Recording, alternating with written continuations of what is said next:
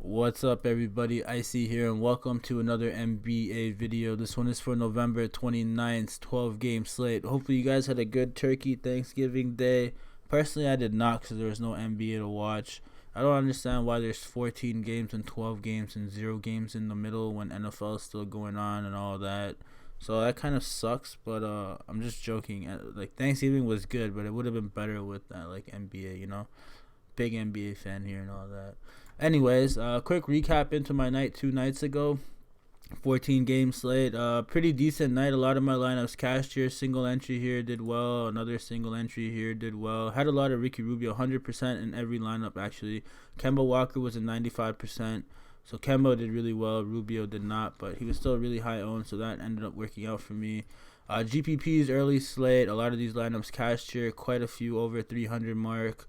Of course, Norman Powell is in one of my best ones. And then this was a late night GPP here. I had Chandler Hutchison in this lineup, and I still cashed, which makes me, sad because probably would have done a little bit better if he did play, but not by much. But yeah, overall, my night was pretty decent here, and hopefully we can continue this streak. A lot of the plays we talked about in the spreadsheet on that 14-game slate were fantastic and spot on. Hopefully we can identify some more plays today. Of course, what you are looking at on the left hand of the screen is my free NBA spreadsheet. I work on this every single morning. I put in my own notes, and I'm going to be putting in more notes today. There's just a lot of players to go through. I just wanted to make a video quick before there's less time. And then, of course, if you guys want access to the free spreadsheet, all I need is an email address that I can send a link to. You can DM me on Twitter at Eyecee DFS with that email address, or you can post in the comments below. I'll share the link with you. Currently, we're sharing it with 51 people, so the more the merrier. And if you guys like what's going on here, please hit that like and subscribe button. Those are the only things that could help me grow. And I am trying to do this full time so I could provide more free content. So if you guys like anything, please hit that like and subscribe. But without any further ado, let's get right into this. So first game of the night, we got Toronto versus Orlando. We've seen this match twice already this year, and we just saw a 4 or 5 game series in the Eastern Conference playoffs last year, first round. We have some injury news here to pay attention to. Of course, Serge Ibaka is still doubtful. I doubt he plays, and Aaron Gordon is questionable, so he might play. If Aaron Gordon plays, that does change quite a few things, but as it stands, I don't think he does. With that said, Fred VanVleet's the Raptor I'm looking at number 1. Fred has decent games against the Magic already this year. He had a good series against them last year too. He's been playing out of his mind. His minutes and usage have been really, really good. Assist rate has been really good with Lowry out of the rotation. If we're going to be getting 35 to 40 minutes of Fred VanVleet, I have no problem. This is going to be a competitive game, even with the injuries to Orlando. They're still a playoff contender. They have really good defensive teams, well coached, so they're going to come out here and make this a game. Fred's going to see a lot of usage in minutes, so I don't mind him. OG is the other guy at 4,900 that I don't mind getting to. I specifically like OG, knowing that he's going to be getting garbage minutes and garbage run. He's not fouling like at a high rate as he used to, so he's not really at a risk of getting into foul trouble. And he's going to be needed here. He's really worked on his shooting, knockdown shooter now. He was one of the top 3-point shooters in the league. I don't know if he still is. I could be wrong, but he's up there. And then the other two guys I'll give a quick mention to is Chris Boucher and Terrence Davis. I'm not all that interested in these guys because there's going to be more value that opens up throughout the day. But Chris Boucher's price is just too good to overlook. I've been following this kid really, really closely for the last 2 years now. And I just really like what I've seen from him. He's a tremendous player, huge upside. If he gets minutes, he can smash, exceed value very, very easily. 3,900 is a fantastic price. It's just all about the minutes with him. His minutes haven't been all that great. Last game he got extended minutes because of the blowout nature of the game. I don't think that really happens here, but even in some limited minutes, he could hit value relatively easily at this price point. So even in 15 to 20 minutes, you see here 32, 28, 27, 29 DraftKings points. It's possible even in this pace down matchup, so I don't mind him. And Terrence Davis, the Raptors have found another gem. This guy is a knockdown shooter, man. They've compared him to Russell Westbrook with his energy and athleticism, but his shooting ability is way higher than Russell Westbrook's. He's a real energizer type of player. He's another Terrence Ross or CJ Miles for the Raptors. If you guys are Raptors fans, you know Raptors always have these type of players. He's just like one of those Terrence Ross or CJ Miles. He's going to come off the bench. Good shooting ability. Can change the dynamic of the game with his energy and athleticism. So he's someone to look at. On the Orlando Magic, of course, if Aaron Gordon remains out, I have no problem getting to some Jonathan Isaac or Evan Fournier. Both of these guys are going to be seeing a significant usage bump, a lot more offensive upside here, and the prices are reasonable. I specifically like Fournier. If Fournier is going to be seeing around 20 shots a game, then I'll be locking Fournier for the rest of my life at this price point, even in a matchup against the Raptors. With Aaron Gordon, Vucevic out, the Raptors will be able to focus more on Fournier to shut him down, of course, but Fournier is a really good shooter. He can get hot and get it done, and even with the best coverage you've seen, like, he has the ability to get loose and take some good looks, so I don't mind Fournier at all if he's going to be getting as much shot attempts as he's done. And then Jonathan Isaac has done really well against Siakam. Nick Nurse has actually highlighted how well Jonathan Isaac has played against Siakam. And as you can see in the 2 games against the Raptors so far, 45 DraftKings points. He's actually held Siakam to a lower average than he's used to. He's a really good defender, one of the best defenders in the league, Jonathan Isaac. He's really underrated, slept on. Most people don't even watch the Magic play, so they don't know about it. But Jonathan Isaac is an elite defender. He causes problems for everybody. He has an offensive upside, but he's still young. It's still developing, and he has potential there too. But he's mainly a really good defender, and with these guys missing, he's seeing more usage, so he becomes more an offensive threat. I don't mind Jonathan Isaac at all. I really like him, but there are a lot of other guys in this price range that have a higher ceiling that I wouldn't mind getting to in a better matchup. But from the Magic side, definitely someone I'm looking at. And then Terrence Ross is just going to be getting a lot of minutes in another revenge opportunity for him. He doesn't really do well against the Raptors, but he has that upside. He has the ability to get hot and get it done for you. But at almost 5K, there's other guys I'd rather play, and I should just put him on the fence at this rate. Next game we got is Charlotte versus Detroit. It's a rematch from the other day. Of course, Devontae Graham and Terry Rozier are both in play for me. It is a slower paced matchup, but as we saw the other day, both of them are very capable of getting it done. Graham got 49. Rozier got 24. Okay, I thought he did better than that, but I mean, he pretty much had this at halftime, so that's surprising.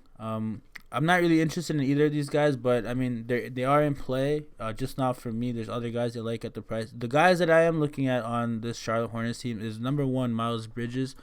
Miles Bridges should be in another spot here to go out there and exceed value. He has really high ceiling here, 34, 47 points in the last 10 games.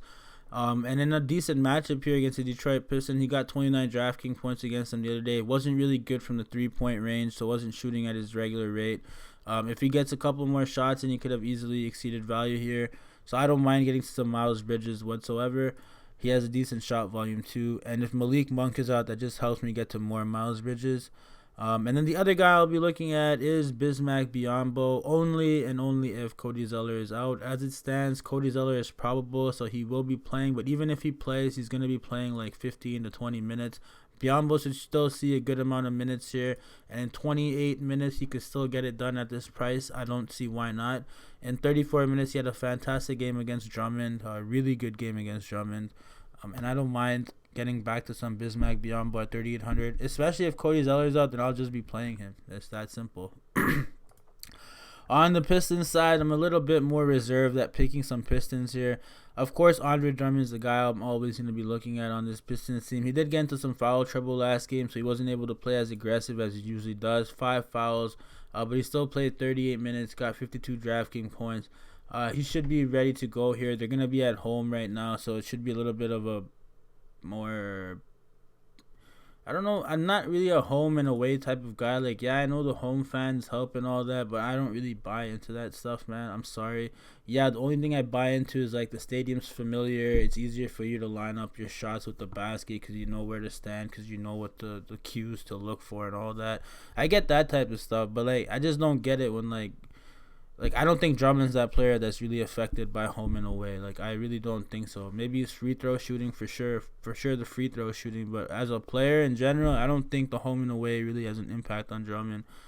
So I don't even know why I said he's at home. So there it is. Sometimes that's how I think, man. I say something and then I'll talk myself out of it. So yeah, being at home doesn't really mean anything to Drummond here. It's just a fast-paced, easy matchup against a young team with a lack of defense. So Drummond could definitely go out there and smash at this price point.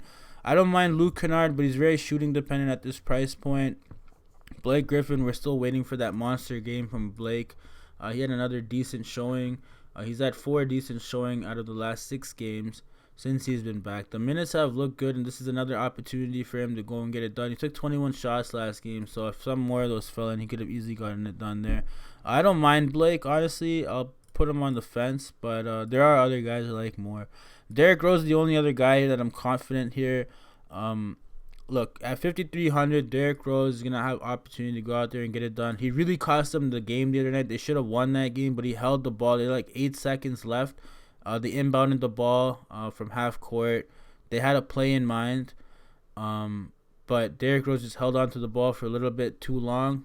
Passed the ball with like 6 or 0.8 seconds left on the clock to Luke Kennard, who couldn't get the shot up, and he lost the game. It was a 1-point game up until that point. So that loss is pretty much on Derrick Rose. He's going to want to bounce back. His minutes have been, he's been playing on a minutes restriction. He hasn't gotten over 26 minutes a game yet. I don't think he does. And at 5,300, that is a slight risk, but the matchup is just too good to overlook. He had a decent matchup with the exception of the last shot. And if he's going to go out there and play similar to what he did last game, then I have no problem getting to him knowing the upside that he has.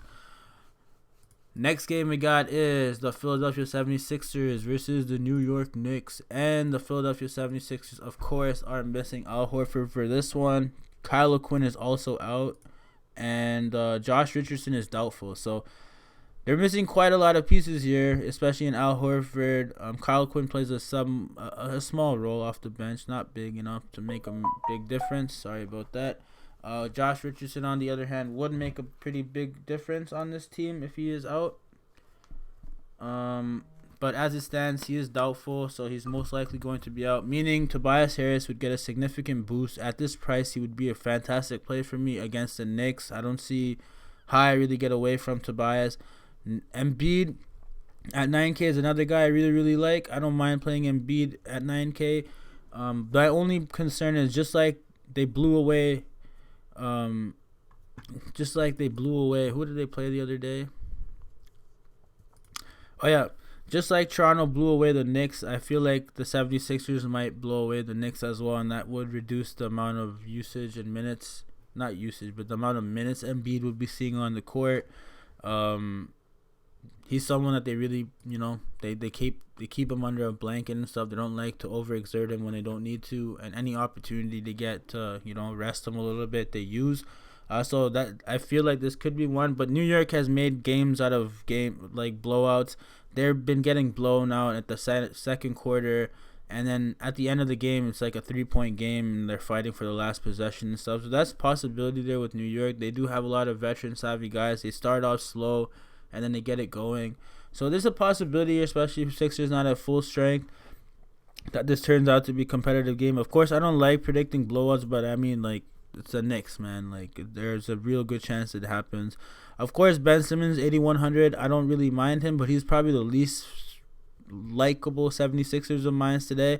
Any one of these 3 guys could get it done in the starting lineup. Don't get me wrong. Any one of these 3 guys could get it done for you. Just personally, I like Joel Embiid and Tobias Harris in that order, and then Simmons. 2 guys I think that could benefit with Horford and Richardson out are Mike Scott at 3,600, especially with Kyle Quinn out. Mike Scott should definitely be getting extended run here. And then my favorite value play of the night, who's pretty risky in his own regard, is Matisse Thybulle. Now, Thybulle had a really good game last night, so last time around, a lot of people will see that, and they're going to be chasing him. So he's going to be heavy chalk, in my opinion. He's going to be one of the biggest chalks, especially if he ends up starting, then he'll be like chalk. But I don't mind it. I don't really care. I'm probably going to be going to him a lot today, and he's probably one of the top players, especially if Josh Richardson is out. He's very risky. The production's not there. The fantasy points per game is not there. He's really going to be on the court for his defense. He's a really good defender, probably the best on his team. But as you can see, he has steals upside here. He can block, get you some blocks. The rebounds and assists are not really going to be the things that get it done for you, and his shot attempts aren't really going to be there on most nights. So he's risky for sure because you're depending on blocks and steals mainly.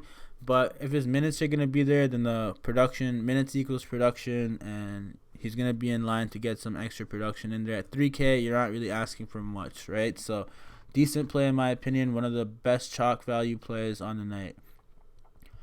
On the Knicks side, I'll just keep it short. Julius Randle is 6,400. I don't mind Julius Randle, especially against some of the 76ers being out of the picture. He's probably the only Knick I would target night in and night out. He's underpriced here. He should be priced a lot higher, but he hasn't been playing consistently because the Knicks don't play consistently because they're not coached consistently. They have a terrible coach, a terrible organization. But Julius Randle here at 6,400, I mean, he's not as bad as he's priced down to be. He has been playing like it, no doubt about it. But it's not terrible. It's not going to kill you, and he does have a lot of upside in this matchup. So, definitely someone I'm considering. And then RJ Barrett's another guy. I mean, he's had some good games the last couple of games now. Decent games. But in the last 10, he's had a couple of really good games. In this matchup against the Knicks, it is hard. It is a tough matchup. But he's someone that could also get it done at 5,400 just due to the amount of minutes and usage he sees on this team. Two guys that I kind of am on the fence with. Bobby Portis at 3,900. Look, Bobby Portis is not going to be playing garbage minutes, so he's going to have to get it done in these 20 minutes. He can get it done, but that makes him risky. So at this price when he could go out there and get you 30 DraftKings points, no problem. But he could also go out there and get you 15. Mitchell Robinson, on the other hand, at 4,400, he saw extended run because of the blowout nature of the game. But if he's going to be playing 24 minutes, then I like Mitchell Robinson's upside more. He's like a 1.5 fantasy points per minute player. Bobby Portis is closer to a 1. So, Bobby Portis is 1.5 and Mitchell Robinson is close to a 2. So, depending on the amount of minutes he's going to be getting here, and I'm expecting he's going to be getting around 20 to 24, especially some of these other guys get into foul trouble, maybe a little bit more. I don't mind Mitchell Robinson as a GPP play. He has a lot of upside at this price, and he could definitely get it done in limited minutes. So I don't mind. He just foul trouble history and all that. He could foul out of the game, so that's the risk. But 4,400, I mean, I don't mind him or Bobby Portis, but I'm on the fence because I'm sure more value will open up throughout the day. There's just 12 games. There's just so much, right? So let's just keep it moving for now.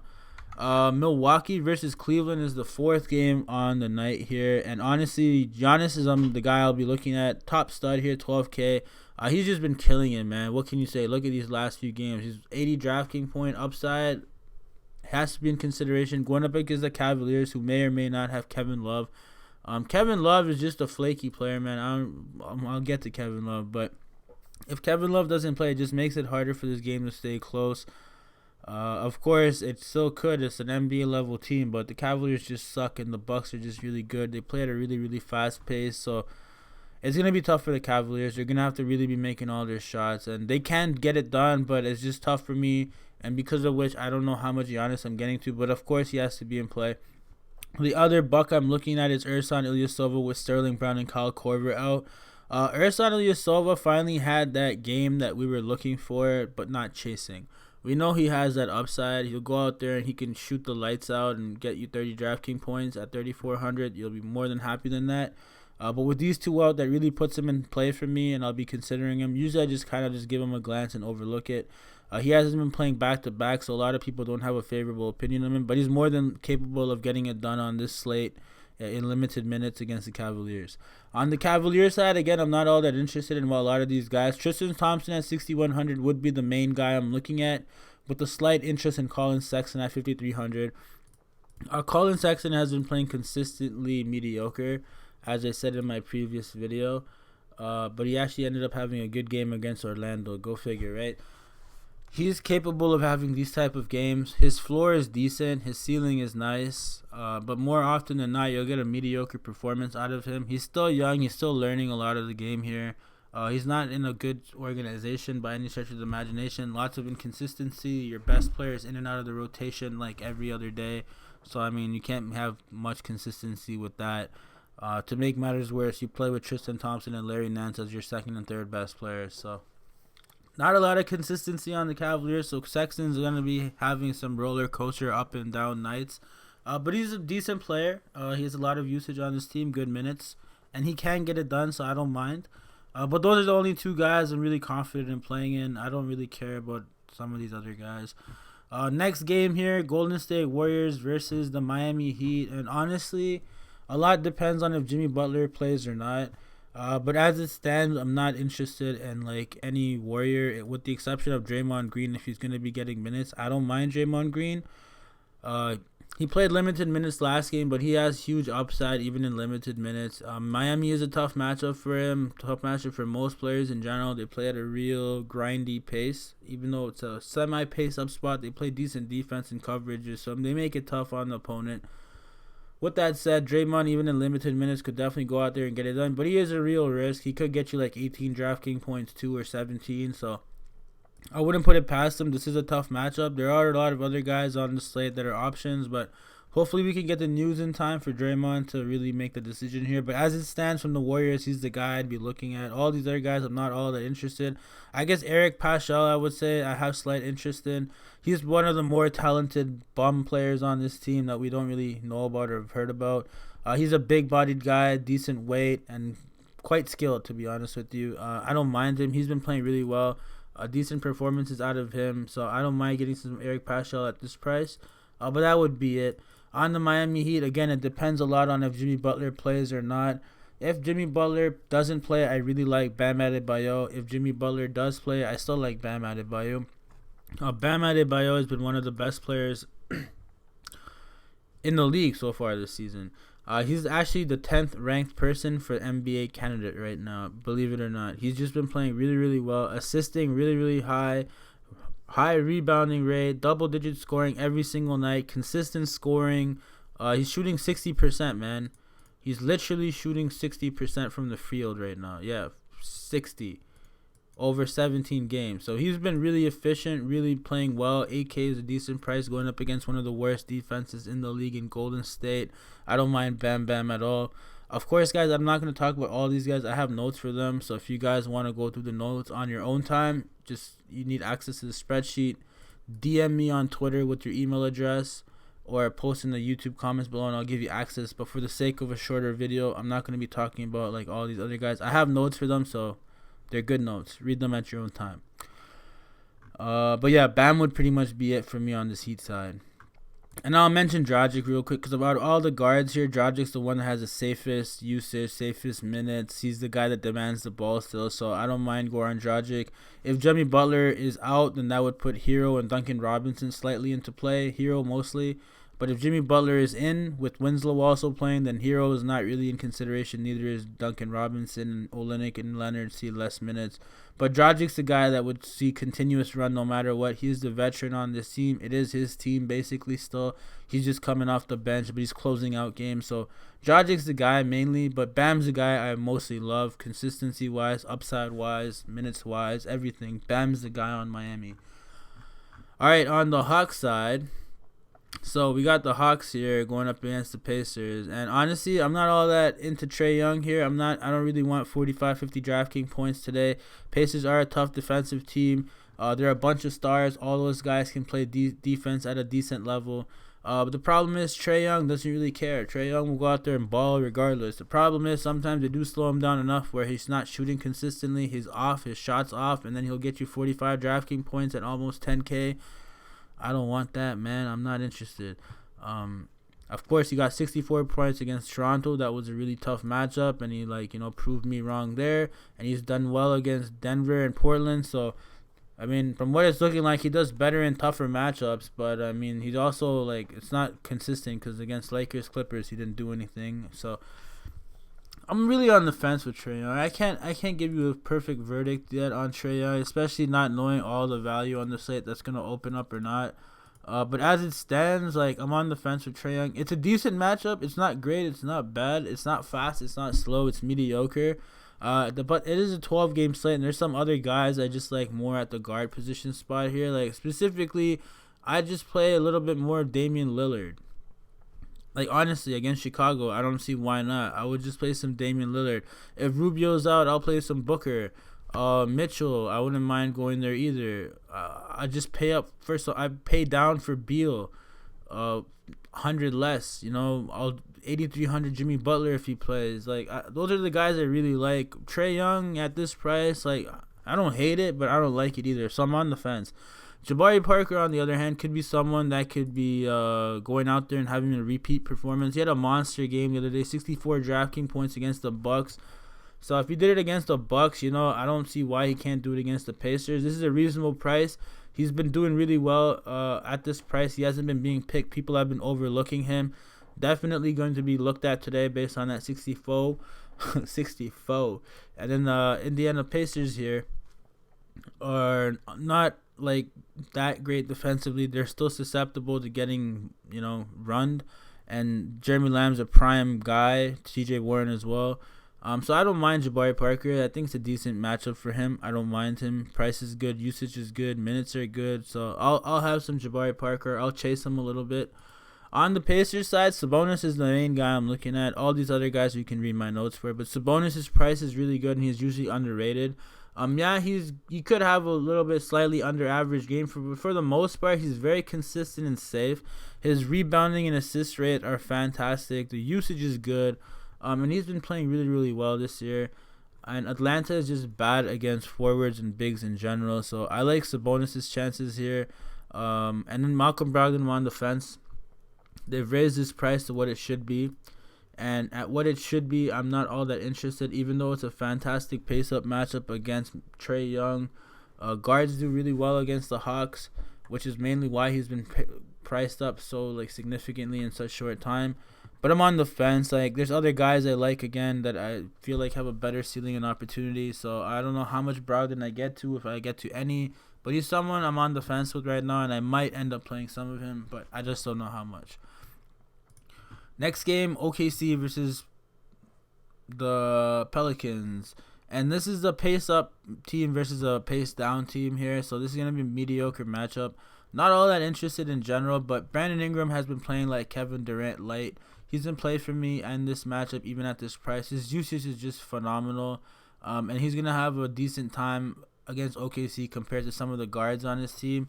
The guards are really going to have a tough time. So Brandon Ingram's going to have a lot of the ball to get things done.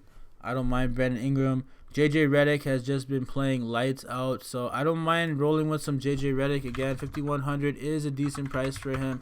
He's just been in super, super hot form, so I don't mind riding the wave until it gets cold. At 5,100, you won't mind this type of performance. And OKC, even though they're a pace-down, defensive-orientated team, they're not that great, and he could definitely go out there and get hot. With that said, Kenrich Williams at 4,100 is someone I'm really, really looking at, particularly if these guys stay out. I mean, Derek Favors is now confirmed out, okay, so that's good.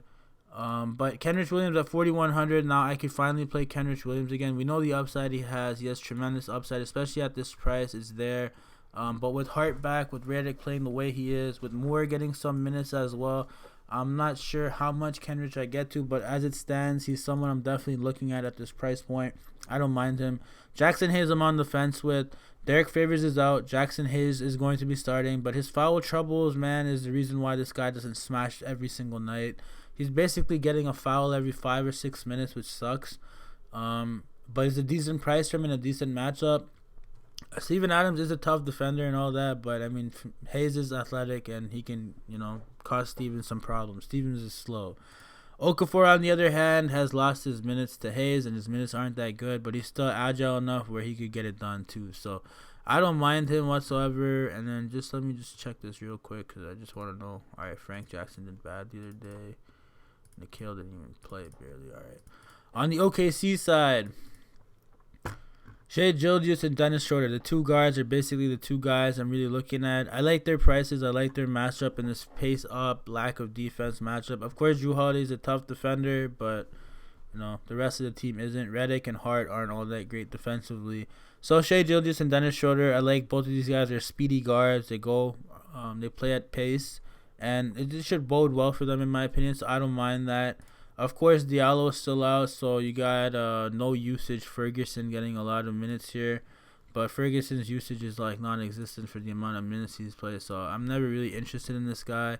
Yeah, that's pretty much it from the OKC side. Maybe Steven Adams a little bit or Danilo Gallinari, but his price is a little up, so not all that interested. Next game, Jazz versus Memphis Grizzlies, and honestly, I'm on the fence with these 4 Jazz players here. They have a really good matchup against the Grizzlies, but I don't know how good of a matchup it will be, how competitive it will be. I expect the Jazz to take this really, really seriously. As a whole, I like these guys in this order: Donovan Mitchell, Rudy Gobert, Bojan, and Mike Conley. But I'm on the fence here. There are a lot of other players I like, but the prices on these guys is reasonable and fair. Especially Donovan Mitchell's, in my opinion, for the amount of minutes and usage he's getting in this matchup. Pace up, lack of defense. But overall, I'm not all that excited. Nothing really excites me. I'm just considering these guys. I'm on the fence. Royce O'Neal is a Jazz player that I'm looking at. He had a terrible, terrible, terrible game the other night, and no one's really going to think of this guy or look at him. I personally think he has a good game here. He's going to go out there and just do what he does best. He had a really off night against the Pacers the other night, and if he has a decent night regular standard, then I think this is a spot for him where he could really excel against the Memphis Grizzlies pace-up spot. The matchup that he's going to be seeing is going to be really easy for him, and if this game blows out, then he still should be getting a decent run in blowouts, so I don't really mind him. His ownership's going to be really, really low, so he's someone I'm just considering from the Jazz at 4K. But John Morant on the Grizzlies is the only guy I really care about. I'm not really excited about anybody else. Brandon Clark's minutes are at risk if Valanciunas gets hot. Valanciunas could mess around and win you a GPP. He won somebody a GPP the other day. I always say that the one day I didn't pick Valanciunas was the day he won somebody a GPP and not me. So 60 DraftKings points upside, 10x upside. Definitely someone to consider Valanciunas, but John Morant's been playing like a superstar. He's done it up against the Clippers, Pacers, and Lakers the last 3 games, which is really exciting, and it bodes well. Even though the Jazz are a really great team, he could get it done against them too. It's been really hard to stop this kid. He's a very energetic, fast-paced, like great handling. Man, I just love watching John Morant play. Like I can't stress that enough. I'm probably gonna watch this game, even though I hate watching Utah play, but. I don't hate watching Utah play, but they're not my cup of tea compared to some of these other teams. Their style isn't, at least. They have a good style and a playoff style, but regular season, man, these type of high-flying games are what I like. So John Morant, I don't mind John Morant. At 7,400, the price is up there. It's just a little bit risky in this matchup, but he's just playing really, really well, so I don't mind him. Jonas Valanciunas, on the other hand, is someone that, of course, I said could mess around and win you a GPP, so he's in consideration for me. But that's pretty much it. Kyle Anderson's questionable. If he plays, like, I'm not interested. Yeah, I'm not all that interested. Skip. Next game, Clippers versus the Spurs. And the Clippers are going to have Kawhi back again. Of course, Kawhi is back. I don't like him. At 9,300, I don't like Kawhi. I don't like Kawhi in the regular season. Kawhi, most of the time, will not get it done in the regular season unless there's significant injuries and he just needs to get it done. This is what you're going to get out of Kawhi. And at 9K, I'm not interested.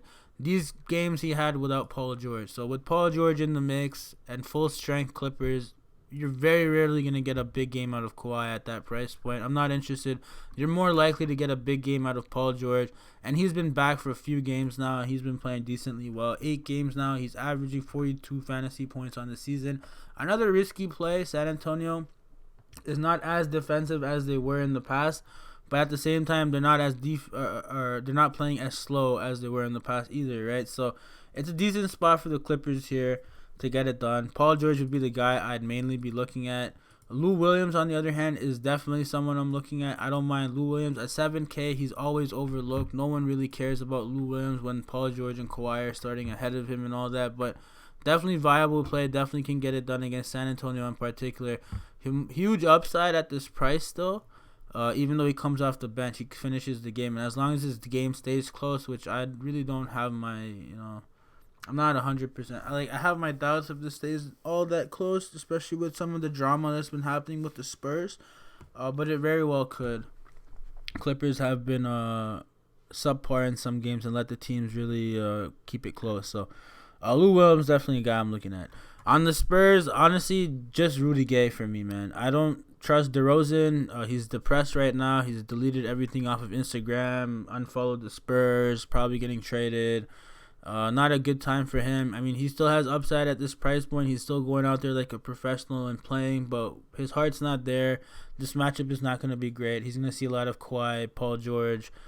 It's gonna be tough. He's all about the challenge, and in the game he had against them the other time, he had a decent showing, so very well could go out there and have another one. But not all that interested in anybody here. Dejounte Murray is another guy that unfollowed the Spurs. But Rudy Gay here, he's been playing consistently at 4,800. He's going to be seeing a good amount of minutes. I don't mind Rudy Gay. He's going to be needed.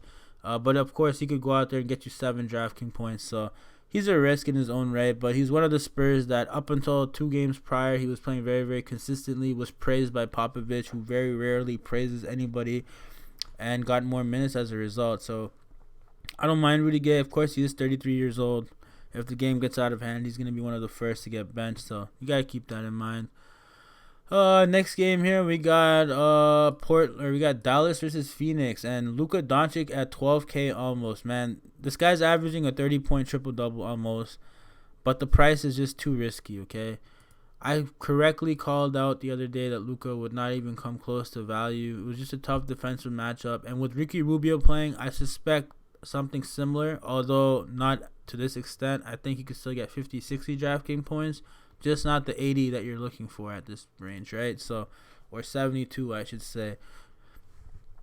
But Luka's been getting a 30-point triple-double, man. It's the Phoenix Suns. They're not all that good. They started off hot, but without Ricky Rubio really there and Aaron Baines, they've kind of, fell back down to mediocrity. Oubre has been getting into trouble and not performing well, getting to foul trouble. So, it's a decent opportunity here for Dallas to just go out there and smash Luka Doncic to lead the charge. So, I don't mind Luka. I know a lot of people won't be getting to Luka today because of his price, and it's a 12-game slate, and especially what he did the other day, they'll be scared that he gets another 40. But, those are people that don't really know basketball that much. They just are people that live in the moment. I'm sorry if you don't think Luka gets it done today or he doesn't have a fair chance, but he does have a fair chance today. He was up against a really tough defensive team, and it was predictably so that he didn't have a good night. He also got into foul trouble, so he couldn't be as aggressive as he wanted to be. But he's definitely someone that could go out there night in and night out and get you close to 70 DraftKings points. Just based on the usage and minutes alone, 30-point triple-double is not easy, man.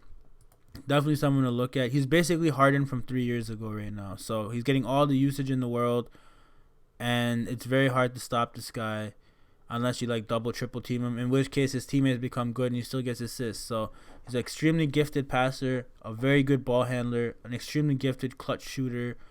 I don't see how I get away from him. I do see how I get away from him, but not a fade type of getaway like some people will. Definitely considering Luka, definitely have him in my player pool. As for some of these other Dallas guys, I'll put more notes on them, but Kristaps in a decent spot too. I just feel like other guys are in a better spot, so I'm not all that excited. But he is in consideration. I'd be lying if I said he wasn't. And Tim Hardaway Jr. is also in consideration. I'd be lying if I didn't say he wasn't. And Seth Curry is one of those value plays for me tonight. Seth Curry is still going to see around 20 minutes a game. He's more than capable of exceeding value in limited minutes if he gets hot. But it is risky, so it's risky. Let me just.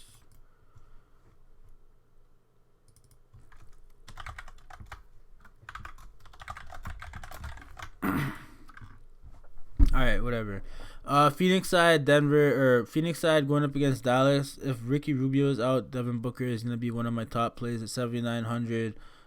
Without Ricky Rubio, Devin Booker is just the same Devin Booker we've always known. He's assisting more. The ball's in his hands more. ISOing more, scoring more, shooting more. With Ricky Rubio there, everything takes a step back and everything, slows down. And Devin Booker just can't produce as he usually does. That we've known him to, the Devin Booker that we know is no longer there. He's been Rubio'd. And he's not performing like he does when Rubio's there. But if Rubio's out, definitely someone I'm looking at. Probably one of my favorite shooting guard plays on the slate in this matchup against Dallas. It'll probably become a shootout. Devin Booker is not one to shy away from a challenge. So I love to see this game personally. Ricky Rubio, if he plays at 6,400, I'm not playing Ricky Rubio again. Just because if you're not 100%, you shouldn't be playing in the first place. And he clearly wasn't 100%. Playing on a minutes limit or whatever the hell it was. Don't risk your players like that, man. If they're not 100%, don't play them. You're going to jeopardize your season, and it could very well derail. They had a good start this season, but if they take these stupid risks, then anything can happen, right? So, I don't know. Kaminsky's another guy. I don't know what's going on with his minutes. Diallo's been playing more minutes, and if Baines is out, I don't mind getting to Diallo. Even at 5K, it is risky due to the price, but the minutes and upside should be there, so I'll consider Diallo in this matchup. Second last matchup, it's a rematch from a few days ago. Chicago versus Portland. Starting with Chicago, Zach LaVine is one of my favorite shooting guard players on the night. Ever since the coach got into him, he's just been playing out of his mind, way more aggressively. He had that off game against Portland, but understandably so.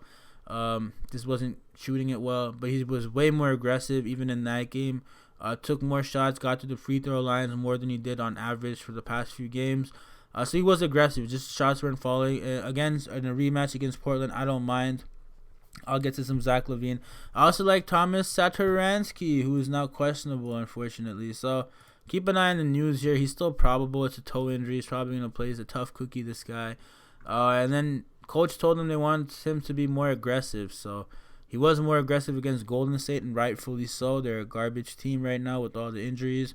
But this is another spot for him to be aggressive. If he is, I don't mind getting to him at 4,900. It's a relatively fair price for someone with so much upside. So I don't mind him. He plays around 30 minutes a night. But that's pretty much it from this bull side. A lot of these other guys are cheesing and uncertain. Kobe White, we just saw the risk with him the other night. He just went cold turkey, 0 for 7. We also know he has huge upside, but at the same time, we know he has a real downside with his shooting. So he's very shooting dependent. If his shot's falling, he's great. If it's not, he's bad. At 5K, it's a risky price here, but the matchup is decent. They're going to need his perimeter shooting. So he's going to be out there a lot, and he's going to have a chance to right the wrongs of the other day. But that's pretty much it. On the Portland side, Damian Lillard is one of my top guards. Damian Lillard hasn't yet, since returning from injury, had one of those monster games. But 2 of them have been blowouts, and the shot volume just hasn't been there. If you're going to be seeing around 20 shots from Dame Lillard, then he's going to definitely be able to get you 50 DraftKings points on a consistent basis. Even with all these other guys doing what they're doing, like Carmelo and Whiteside, Damian Lillard can definitely get it done at 8,700 in this matchup.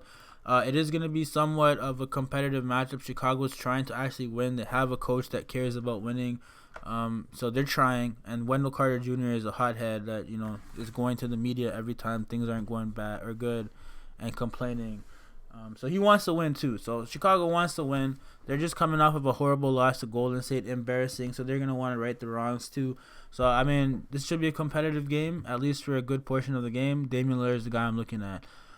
Some of these other guys, I'm not interested at their price and their flakiness, but Kent Bazemore is one guy I wouldn't mind taking a risk on. Of course, Kent Bazemore is only blowout dependent right now. Carmelo is getting a good amount of the minutes. In the last 2 games, Bazemore got minutes because it was a blowout. Otherwise, it wasn't looking like he was going to get minutes. So that's the risk there. And, of course, he could get cold, too. He went cold turkey like Kobe White, so he played Kobe White shot for shot the other day. Maybe he does so again. But at 3,200, he has huge upside. And if any one of these guys gets into foul trouble, Rodney Hood or Carmelo, which are more than capable of doing so, then Bazemore would just get an uptick in minutes there. So I don't mind Bazemore whatsoever. And then the last game of the night, this game is going to be the game that makes or breaks me.